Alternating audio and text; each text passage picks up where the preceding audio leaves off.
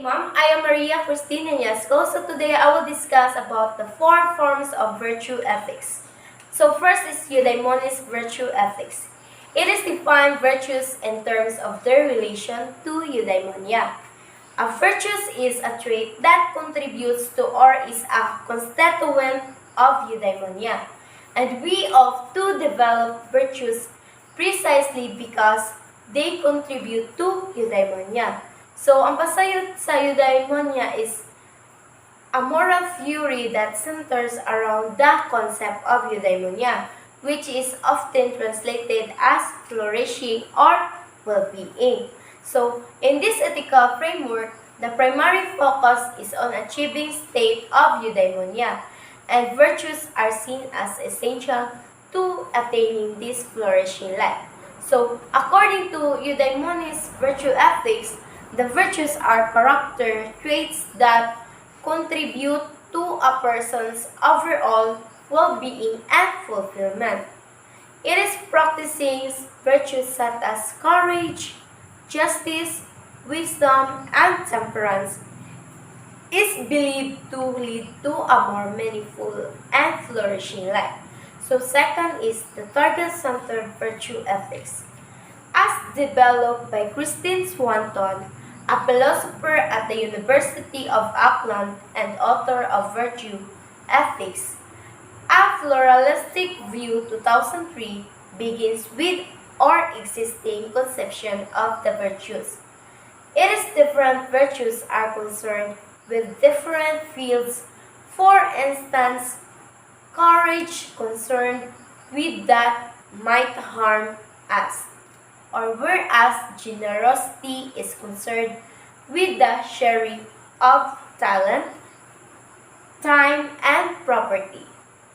The target-centered virtue ethics is a perspective within virtue ethics that emphasizes the importance of considering the moral agent's target or aim in ethical decision making, or rather than focusing solely on character traits or rules, can this approach considers the specific goals or purposes an individual is aiming to achieve and evaluate actions based on their alignment with those targets.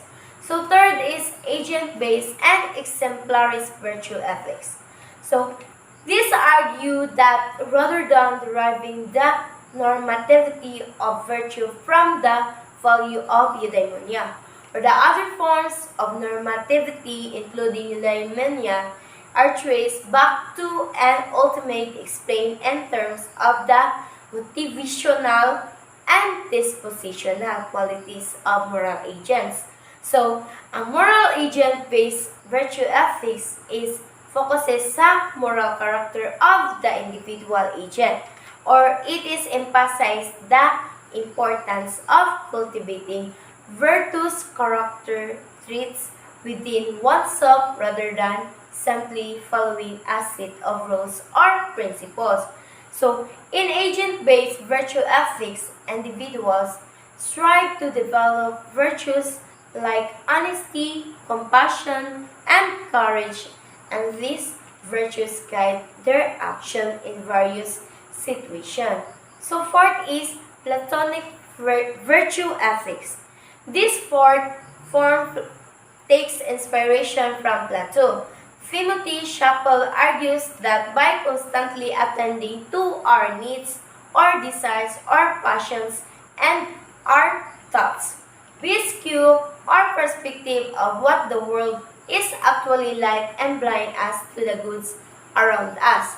So, it is good people are like candles, they burn themselves up to give others light. So, ang meaning sa Platonic virtue ethics is a moral philosophy based on the teaching of the ancient Greek philosopher Plato. So, in Plato's dialogues, particularly in works like the Republic and Protagoras, so he explored the nature of virtue and the good life. According to Platonic virtue ethics, the virtues are connected to the idea of the forms or ideas. So the Plato believed in a realm of internal unchangeable forms that represent perfect and abstract concepts. Next is virtue ethics, Aquinas and the natural law. So Saint Thomas Aquinas 1225 to 1274 is regarded as the preeminent Western theorist of natural law. So he inherited the main traditions of the natural law, thinking in the Asian world, bringing elements from the Platonic, Aristotelian, and Stoic tradition into systematic relations.